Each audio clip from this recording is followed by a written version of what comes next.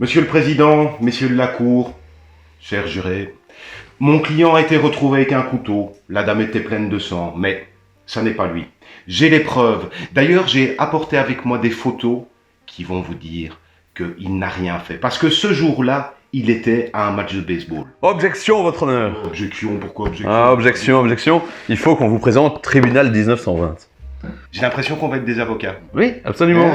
Tribunal. Je ne sais pas d'où tu es. Ah ben, je ne sais pas. Écoute, une inspiration. Nous sommes deux célèbres avocats new-yorkais. Toi aussi? Ah oui, absolument. Ok. Dans les années 1920.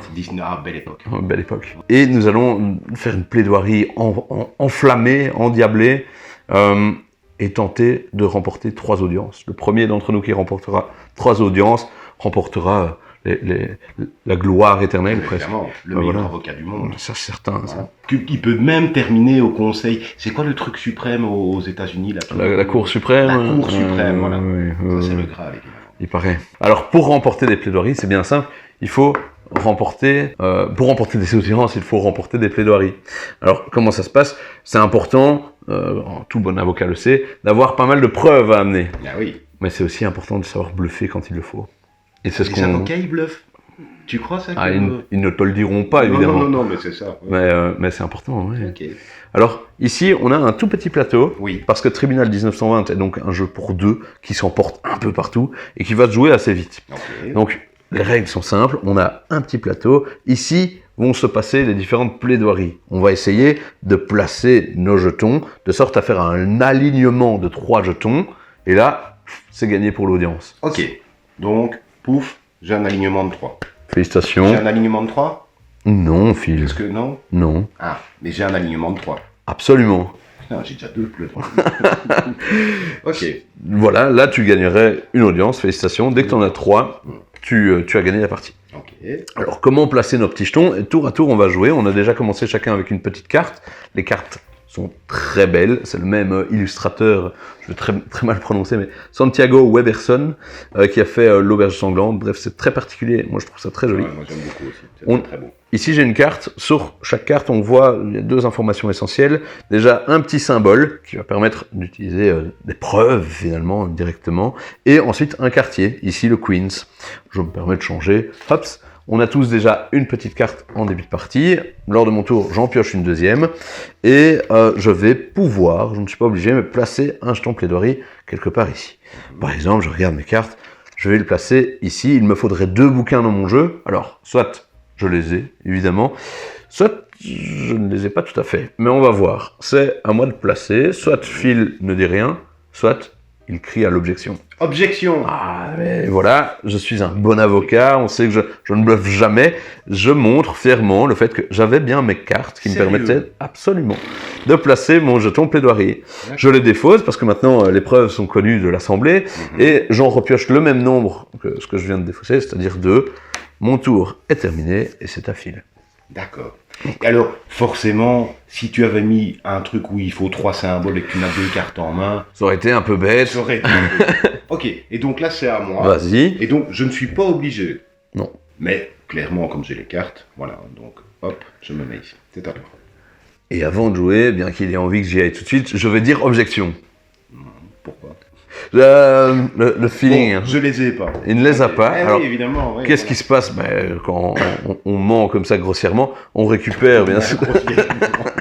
On récupère son jeton, évidemment, il ne va pas pouvoir le passer. Et moi, parce que j'ai toute l'assemblée qui est maintenant acquise à ma cause, je peux placer un petit jeton où je veux sur le plateau. Et forcément sur le 4. Voilà. Bah, ouais. Après, on a déjà parlé de ce côté-ci du plateau, mais pas encore des différents districts. Rappelez-vous, sur les cartes, on a à la fois un petit symbole, mais aussi le nom d'un district. Je pourrais le placer, et dès maintenant, même ici, sur, par exemple, allez, le Queens, justement. Grâce à l'erreur de Phil, je place où je veux, notamment dans les districts. Ouais, la tentative. Moi, je repioche à propos, du coup. Je vais les mettre et je repioche. Oui, tout à fait. Voilà, hop. Et ici, je joue par exemple le pot de vin, donc je vais mettre un petit élément qui va bloquer le jeu sur le plateau, pour illustrer. Voilà, donc les districts apportent différents pouvoirs. On joue comme ça, donc Phil a fait son tour, c'est désormais à moi. De nouveau, je pioche, et alors je place un petit jeton fièrement. Hop, Voilà. Écoute, on va considérer que... Hein, donc moi je pioche. Ah, bah voilà, ok, voilà. Pouf. On va Ça n'a considérer aucun que... intérêt de Oui, non. ici, parce que je vais jamais faire un alignement. C'est nul. Et si tout est rempli et que quoi? Alors, qu'est-ce qui se passe? c'est une très bonne question. Une fois que C'est ma question. tout est rempli et qu'il n'y a pas eu d'alignement, c'est que ça a été une audience très tendue, mais on va regarder qui a placé son jeton dans le plus haut district. Alors déjà, si quelqu'un a pris Manhattan, c'est le pouvoir de Manhattan. Il remporte définitivement cette audience-là. Ça résout les égalités. Autrement, c'est celui qui est le plus haut sur cette petite piste ici. On place fièrement son jeton. Je me permets de prendre l'audience à ma place. Hop, on place son jeton, on vide le plateau, et le joueur qui a perdu l'audience va pouvoir placer un enquêteur dans le quartier de son choix. Pour activer un quartier, il faut normalement 3 symboles, enfin 3 cartes de ce quartier-là. En ayant un enquêteur, par exemple ici dans le Bronx, hop, si Phil a 2 cartes Bronx, il peut déclencher le pouvoir du Bronx. Ouais, c'est ce qu'ils disent tous. Ok, super. Ah bah, c'est super simple. Ouais. J'aime bien, parce que oui, c'est du bluff. Ouais. C'est clairement du bluff. Après ça, bien trouver les alignements aussi. J'aime bien. Tribunal 1920, très très beau. Moi aussi, j'aime beaucoup les illustrations. Vraiment très très chouette. Comme tu l'as dit, on peut l'emporter partout. C'est très simple d'accès. Ouais. Du Oxo, on va dire, mais un petit peu plus poussé avec du bluff, les petits symboles ici. Très très bon. Bah voilà. Nous, on est bien content de vous l'avoir présenté. N'hésitez pas à nous laisser des petits commentaires pour le jeu, à nous demander conseils dans les magasins. N'hésitez pas à vous abonner à la chaîne, ça nous fera toujours super plaisir. Activez la petite cloche, comme ça vous êtes au courant quand il y a une nouvelle vidéo qui va arriver. Et nous, comme d'habitude, qu'est-ce qu'on va faire? On va jouer. Non, chers confrères, on va plaider. Oui, parce pardon. que figurez-vous que, voilà, hop là, attends, moi je me mets ici, j'ai la carte. Objection. Bah, pas du tout. Ah Ah, oui, si. non, il fallait 4 cartes pour celui-là, c'est nul, je me suis fait avoir des...